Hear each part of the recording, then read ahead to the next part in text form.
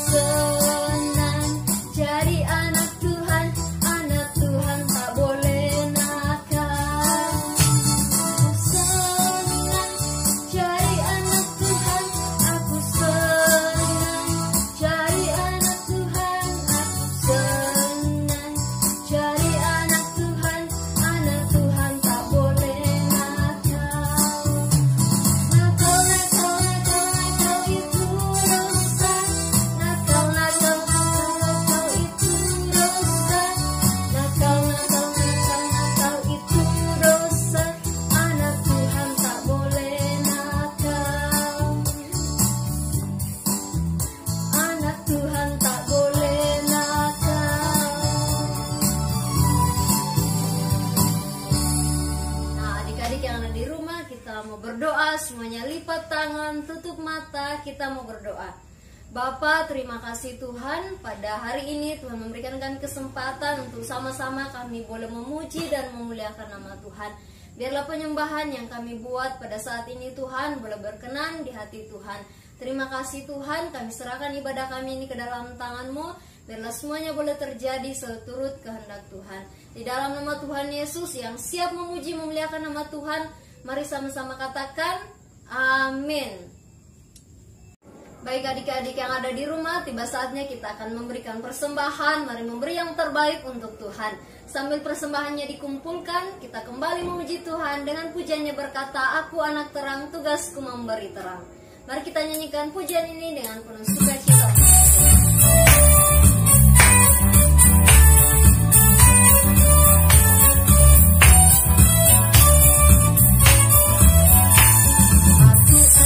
Terang di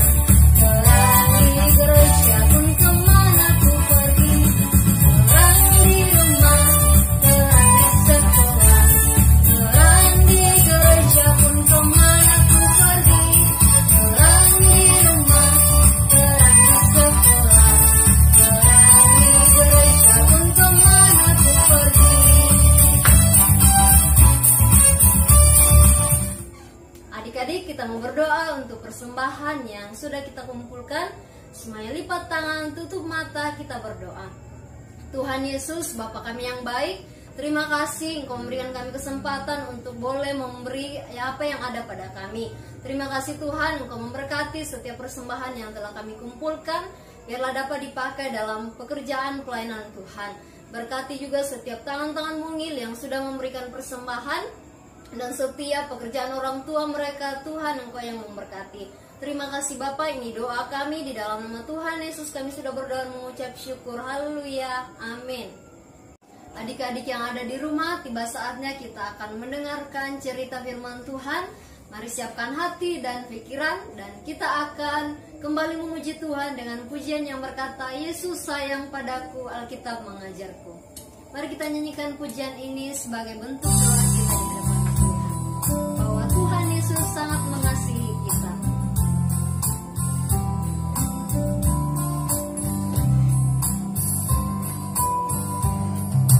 Yesus sayang padaku, Alkitab mengajarku,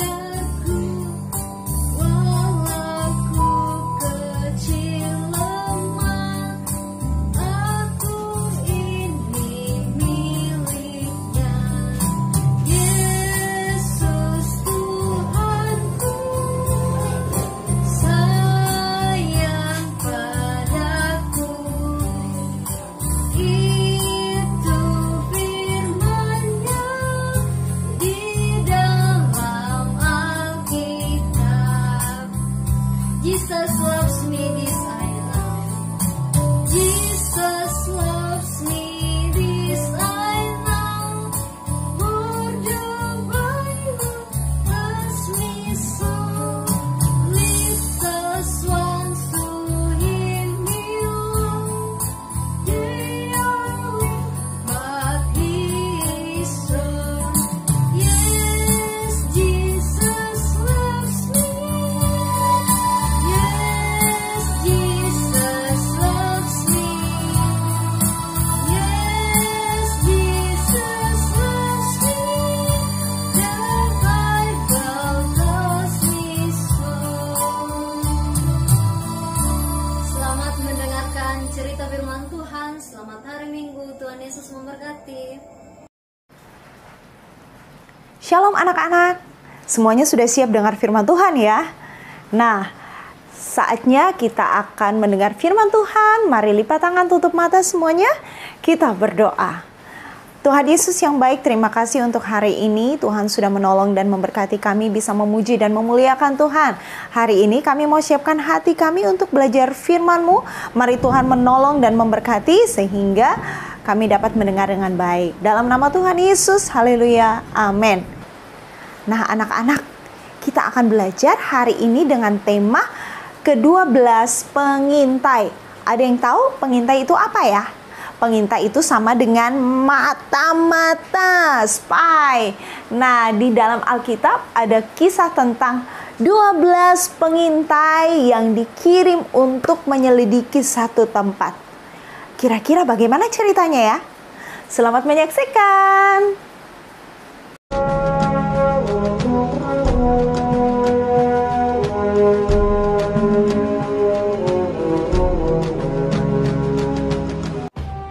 Tuhan berfirman kepada Musa, "Suruhlah beberapa orang mengintai tanah Kanaan yang akan kuberikan kepada orang Israel. Dari setiap suku nenek moyang mereka, haruslah kau suruh seorang, semuanya pemimpin-pemimpin di antara mereka." Sesuai dengan titah Tuhan, semua orang itu adalah kepala-kepala di antara orang Israel. Maka Musa menyuruh mereka untuk mengintai tanah Kanaan. Katanya kepada mereka, "Pergilah dari sini ke tanah Negeb dan naiklah ke pegunungan, dan amatilah bagaimana keadaan negeri itu. mulai dari padang gurun Zin sampai ke Rehob, ke jalan yang menuju ke Hamat. Mereka pergi ke sana, lalu mengintai negeri itu. Mereka berjalan melalui tanah Negeb, lalu sampai ke Hebron. Tempat itu dinamai orang Lembah Eskol, karena tandan buah anggur yang dipotong orang Israel di sana. Juga mereka membawa beberapa buah delima dan buah ara. Sesudah lewat 40 hari, pulanglah mereka dari pengintaian negeri itu, dan langsung datang kepada Musa, Harun, dan segenap umat Israel di Kades, di padang gurun Paran. Mereka membawa pulang kabar kepada keduanya dan memperlihatkan kepada sekaliannya hasil negeri itu. Mereka menceritakan kepadanya, "Kami sudah masuk ke negeri kemana kau suruh kami. Dan memang negeri itu berlimpah-limpah susu dan madunya. Dan inilah hasilnya. Hanya bangsa yang diam di negeri itu kuat-kuat. Dan kota-kotanya berkubu dan sangat besar. Juga kami lihat di sana orang-orang raksasa." Kemudian Kaleb mencoba menenteramkan hati mereka itu di hadapan Musa, katanya, "Tidak, kita akan maju dan menduduki negeri itu, sebab kita pasti akan mengalahkannya." Tetapi orang-orang yang pergi ke sana bersama-sama dengan dia berkata, "Kita tidak dapat maju menyerang bangsa itu, karena mereka lebih kuat daripada kita." Bersungut-sungutlah semua orang Israel kepada Musa dan Harun, dan segenap umat itu berkata kepada mereka, Sekiranya kami mati di tanah Mesir atau di padang gurun ini. Lalu sujudlah Musa dan Harun di depan mata seluruh jemaah Israel yang berkumpul di situ. Tetapi Yosua bin Nun dan Kaleb bin Yefune mengoyakkan pakaiannya dan berkata kepada segenap umat Israel, Negeri yang kami lalui untuk diintai itu adalah luar biasa baiknya. Jika Tuhan berkenan kepada kita, maka Ia akan membawa kita masuk ke negeri itu dan akan memberikannya kepada kita. Hanya janganlah memberontak kepada Tuhan dan janganlah takut kepada bangsa negeri itu. Sedang Tuhan menyertai kita. Lalu segenap umat itu mengancam hendak melontari kedua orang itu dengan batu. Tetapi tampaklah kemuliaan Tuhan di kemah pertemuan kepada semua orang Israel. Aku Tuhan. Semua orang yang telah melihat kemuliaanku, namun tidak mau mendengarkan suaraku, pastilah tidak akan melihat negeri yang kujanjikan. Jadi 40 tahun lamanya, kamu harus menanggung akibat kesalahanmu. Tuhan itu berpanjang dan sabar dan kasih setianya berlimpah-limpah. Ia mengampuni kesalahan dan pelanggaran, tetapi sekali-kali tidak membebaskan orang yang bersalah dari hukuman. Tetapi yang tinggal hidup dari orang-orang yang telah pergi mengintai negeri itu hanyalah Yosua dan Kaleb.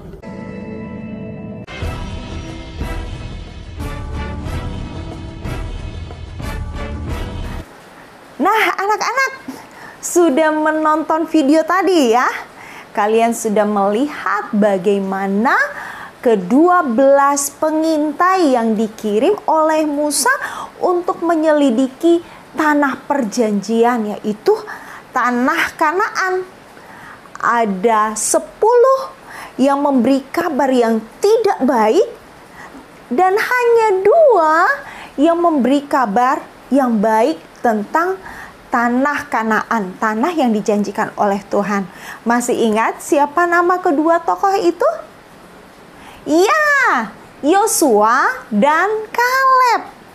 Kedua orang itu adalah orang-orang yang berani. 10 orang yang lain pun sebenarnya berani anak-anak. Tetapi sayang sekali, ketakutan mereka membuat mereka memberikan kabar yang tidak baik kepada bangsa Israel. Akibatnya apa? Wah, yang ada malah kerugian. Kalian tahu enggak? Yang namanya untung dan rugi. Kalau untung pasti menyenangkan. Tetapi kalau rugi pasti tidak menyenangkan. Setiap orang pasti mau untung kan? Nah, supaya beruntung, Alkitab mengajar kita 2 hal hari ini. Dan ini menjadi inti pengajaran buat kita semua. Kisah ini yang tadi kalian sudah nonton ya videonya, itu diambil dari Bilangan 13 sampai 14. Kisah ini ada dalam 2 pasal.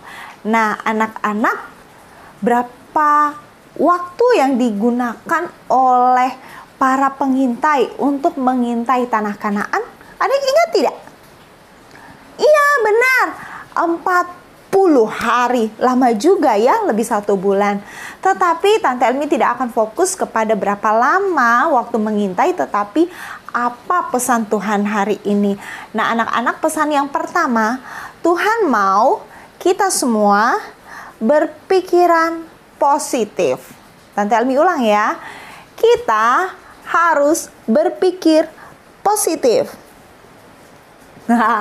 Nah, Alkitab di Filipi pasal 4 ayat 8 mengatakan, jadi semua yang benar, semua yang mulia, semua yang adil, semua yang suci, semua yang disebut kebajikan dan patut dipuji, pikirkan semuanya. Jadi kita harus berpikir yang baik. Masih ingat lagu kita kan? Berkata yang benar, pikirkan yang mulia. Tuhan mau pikiran kita pikiran yang baik, pikiran yang benar, yang sesuai dengan firman Tuhan. Karena orang-orang 10 orang tadi berpikir negatif, berpikiran yang tidak baik tentang tanah perjanjian, tanah Kanaan. Mereka bilang, emang tanahnya bagus, ada hasil yang luar biasa. Lihat nih, anggurnya besar-besar, buahnya bagus-bagus, berlimpah susu dan madunya. Tapi orang-orang di sana besar-besar semua. Kita ini seperti belalang, susah untuk mengalahkan mereka. Mustahil, tidak mungkin. Karena pikiran mereka berkata tidak bisa. Akhirnya mereka tidak bisa masuk tanah Kanaan. Malah apa yang mereka lakukan? Karena pikiran mereka tidak baik, ya. Pikiran mereka negatif, akhirnya mereka berkata juga yang negatif. Nah, anak-anak, pikiran dan perkataan itu nyambung. Makanya kita bukan hanya harus berpikiran yang positif, tetapi kita harus berkata yang benar. Kita harus mengeluarkan kata-kata yang positif juga. Ini pesan yang kedua. Jadi anak-anak, berkata yang positif itu bagaimana? Yang pertama, kata-kata kita harus memberikan semangat. Yang kedua, kata-kata kita harus memberkati. Yang ketiga, jangan ada kata-kata kotor keluar dari mulut kita. Yang keempat, tidak boleh fitnah, tidak boleh bohong. Yang kelima, nah, susah juga ya. Tetapi ingat, Tuhan mau kita belajar untuk percaya bahwa kita bisa. Ayo sama-sama anak-anak katakan, aku bisa. 1, 2, 3. Aku bisa. Bersama Yesus kita pasti bisa. Jadi anak-anak, belajarlah katakan apa yang benar, yang memberkati. Jangan kata-kata kotor. Yang suka kata-kata kotor dikurangin ya. Mulai sekarang dalam nama Yesus jangan lagi kata-kata kotor. Kalau ada papa mamanya minta tolong, jangan mama tuh bikin sibuk saja, bikin pusing saja, bikin capek saja. Itu bukan kata-kata yang baik. Jadilah anak-anak menurut dan katakan, apa yang bisa saya bantu? Nah, atau setiap kali kita ketemu dengan orang, ucapkanlah shalom. Nah, itu akan lebih baik kan? Itu bagian dari kata-kata yang benar. Anak-anak, Tante Elmi mau kasih tahu, akibat ke-10 orang tadi berkata yang negatif, berpikiran yang negatif, akhirnya apa yang terjadi? Ruginya di mana? Mereka waktu pergi ke tanah Kanaan, pergi pulang ya, mereka harus menempuh 40 hari. Tetapi karena mereka tetap mengeraskan hati dan tidak mau taat apa yang Tuhan perintahkan, makanya yang terjadi Tuhan katakan, waktu 40 hari yang kalian gunakan untuk pergi menyelidiki tempat itu akan berubah menjadi 40 tahun. Kalian akan kubuat berputar-putar di padang gurun selama 40 tahun. Akan ada yang mati di situ, dan yang tidak percaya bisa masuk ke negeri Kanaan. 10 orang itu dan orang-orang yang ikut memberontak karena pengaruh 10 orang itu, mereka tidak ada yang bisa masuk negeri Kanaan, negeri perjanjian. Kasihan ya. Rugi kan? Kalau kita mau beruntung, taatlah kepada firman Tuhan, berpikiranlah positif, dan berkata-kata positif. Anak-anak, selamat melakukan firman Tuhan. Mari kita satu dalam doa, kita berdoa. Tuhan Yesus yang baik, kami bersyukur kepadamu pada hari ini. Kami sudah belajar firman-Mu. Mari Tuhan menolong kami sehingga kami dapat menjadi pelaku firman dalam hidup kami. Roh Kudus yang akan memampukan kami. Di dalam nama Tuhan Yesus yang siap melakukan firman Tuhan, sama-sama katakan amin. Anak-anak sama-sama setiap hari katakan, bersama Yesus pasti bisa. Sekali lagi ya, bersama Yesus pasti bisa. Tuhan Yesus memberkati. Shalom adik-adik, puji Tuhan, kita sudah bersama-sama memuji dan memuliakan nama Tuhan hari ini. Dan kita juga sudah mendengarkan cerita firman Tuhan. Dan tiba saatnya kita akan berpisah, kita akan mengakhiri ibadah kita hari ini. Tuhan Yesus akan memberkati adik-adik, Tuhan Yesus memberkati kita semua dalam pekerjaan, dalam tugas kita masing-masing. Nah, sebelum kita mengakhiri ibadah kita, kakak punya pesan untuk adik-adik yang ada di rumah. Tetap jaga hubungan dengan Tuhan Yesus, tetap hidup berpikir positif dan mengandalkan Tuhan. Apapun yang terjadi, Tuhan Yesus akan ada bersama-sama dengan kita. Adik-adik sekolah minggu tetap beribadah sama seperti hari ini, dan Tuhan akan senantiasa menyertai kita. Mari adik-adik yang ada di rumah semua lipat tangan, tutup mata, dan kita berdoa. Terima kasih Tuhan Yesus, hari ini kami bersyukur ada waktu bagi kami untuk memuji dan memuliakan nama Tuhan. Terima kasih Tuhan, Engkau memberkati adik-adik sekolah minggu dalam penyembahan, dalam pujian, bahkan kami sudah mendengarkan cerita firman-Mu. Berkati semua yang sudah kami lakukan, biarlah semuanya berkenan di hadapan Tuhan. Terima kasih Tuhan, kami menyerahkan adik-adik sekolah minggu dalam tugas dan tanggung jawab mereka sebagai pelajar dan juga sebagai anak. Tuhan Yesus memberkati mereka sehingga mereka terus dengar-dengaran, terus mengandalkan Tuhan di dalam hidup mereka. Terima kasih Tuhan Yesus, ini doa kami, permohonan kami Tuhan, di dalam nama Tuhan Yesus kami berdoa, amin. Sampai jumpa minggu depan, Tuhan Yesus memberkati.